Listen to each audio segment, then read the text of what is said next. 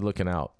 Japan's cannabis market is growing rapidly amid a regulatory shift, you guys.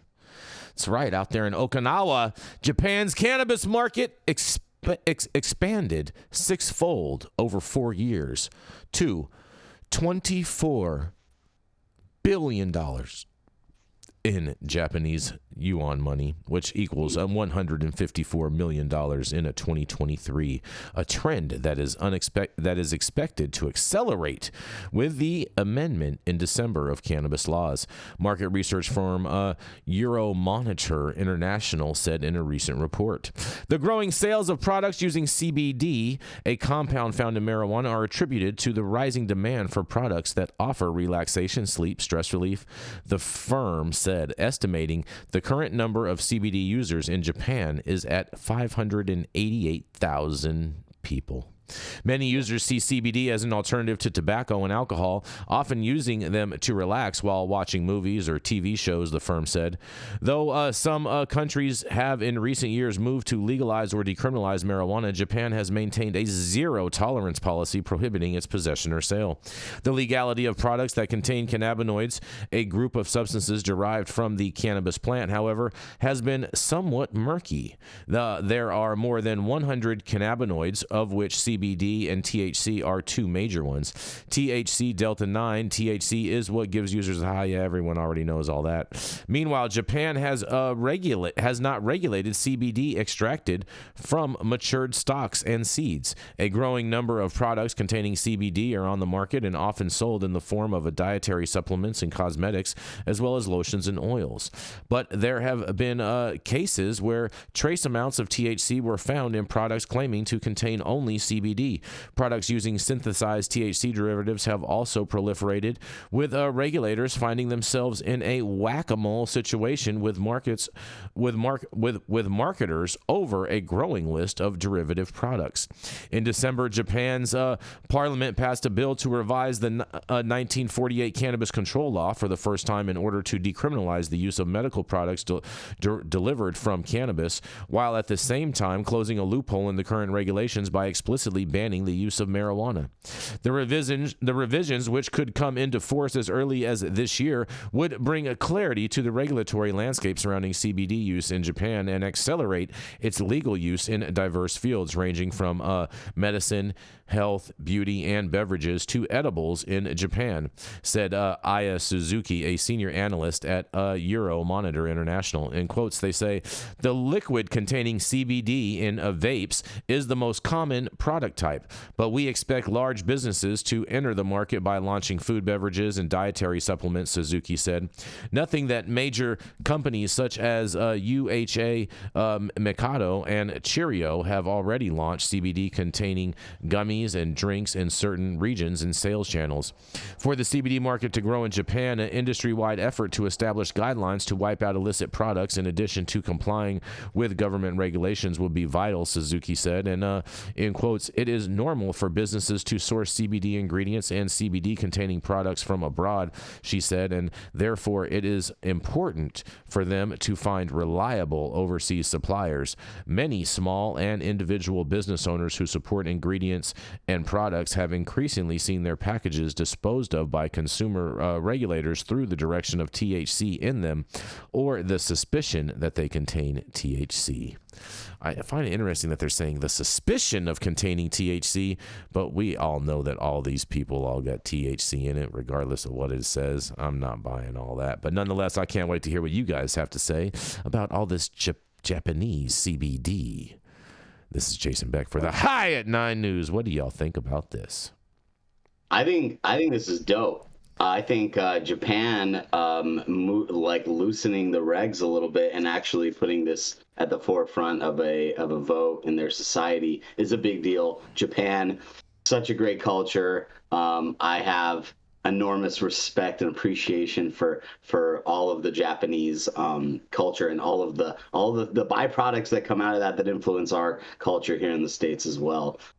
Obviously, the CBD market, we know how that works here. I think you make a good point. I think that there's probably some of the, hemp-derived D9 that's made its way into Japan. But I also just think, there's enormous benefit from cannabinoids in general that have been used for thousands of years, probably, in the Japanese culture as well. And it just hasn't been made mainstream or been polarized in the mainstream kind of light. So I think it's great, good for Japan. Let's go to Hokkaido and go snowboarding. Yeah. I feel like they need to come out with a gummy product that's like got like someone that's like hella paranoid and call it cannabinoid. Call it Jason Beck Jr. Yeah. Jason Beck Jr. Yes. Mm-hmm. What's sushi flavored CBD gummies. I mean, that's definitely going to happen. 100% going to happen. I don't know. Would you eat fish emulsion taste CBD? I mean, look, when in Tokyo, do as the Japanese do. I don't know. Rico, I see you talking, but you're on mute. I'm not hearing you. There you go, buddy. I keep on forgetting I'm on my iPhone right now. I live in Gardena. We're right next to the Tokyo Mart. And I'll tell you what, man, I like these fish chips and stuff, man. You like fish and chips, huh? You like fish and chips? Yeah, the only chip I like is the one on my shoulder. I mean, here's what I'm going to say. I've been to Japan. We love Japan. I'm more for like a sushi sativa than a gummy that tastes like whale blubber. But as I blaster and blubber on myself, what I will say is that I think one of the biggest problems in terms of cannabis policy reform in Japan is the deeply steeped notion around honor and, the lineages of samurai culture in public policy, because I think the stigma leaving cannabis use in Japan is a harder thing to overcome than in some countries. And for a long time, they were allowing CBD, but it had to come from the stalks, not the flowers. And that was a pretty impractical approach.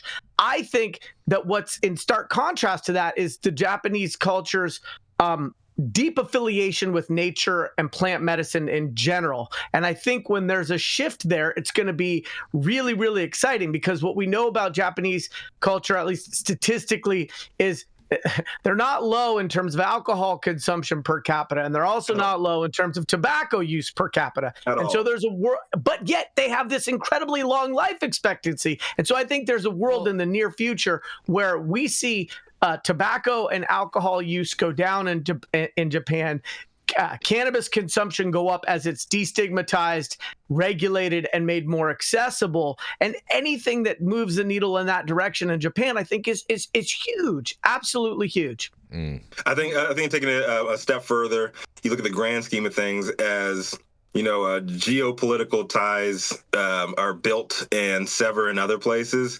Japan's going to be aligning itself more on the economic side with America, right? That big meeting that Joe Biden had this past weekend, as we separate, China, North Korea, and Russia, like Japan's going to be leaning more towards America once again. And I think that the more that America verbalizes its support of cannabis reform, I think Japan's going to slowly follow suit. Interesting. I think it makes sense economically. You think it makes sense economically? Yep. And it also opens up the door for all of Asia, and all of the other Asian countries who usually follow Japan. Yes. I think we should. I mean, Thailand's already teed up to supply all of that market, so it's makes sense. I think we should make CBD infused chopstick tips. Simon.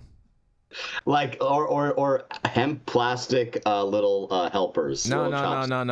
Just you know what I'm saying. Just the chopsticks. Just the tip is dipped in infused in CBD. So then that way when you eat it, you know what I'm saying, you get a CBD enrichment. I think that would be that would sell a lot. Rich tips by Jason Beck. Rich tips. It'll definitely be a CBD tea that goes that crushes it. Enriched tips. Cannabidiol tips. Enriched. I mean, if we're going to get way ahead of ourselves, I envision a future, hopefully it's not 50 years from now, where Japanese innovation, which is prevalent everywhere else, could be represented in the evolution of cannabis genetics and the expression of amazing flower. I mean, I can't think of a single industry where Japan hasn't come in and done better, faster, cheaper, more durable. You name it, with the exception of Germany. Automotive. Automotive. Japan is a manufacturing and engineering powerhouse. Germans got and it. so what would it look like in terms of some of the ag tech and other uncovered value opportunities that Japan can present on the world stage when it comes to controlled environment ag, genetic innovation? I mean, what happens when all of a sudden they are really standing both feet planted, all pun intended, and saying, yes, we're here internationally, we're here to claim our opportunities in regulated cannabis and to add our mark and make our stamp. So you're telling me, Yarrow, that Yamaha and Suzuki make better vehicles than BMW? When it comes to motorcycles, ATVs. Germany. Let me tell you about BMW. You know why that thing is a blue and white symbol? It's because it represented the spinning of the airplane of the blue and white of the sky. And those were the airplanes that bombed the heck out of us. Now, I know Japan did too. BMW started making helicopters. Germany didn't.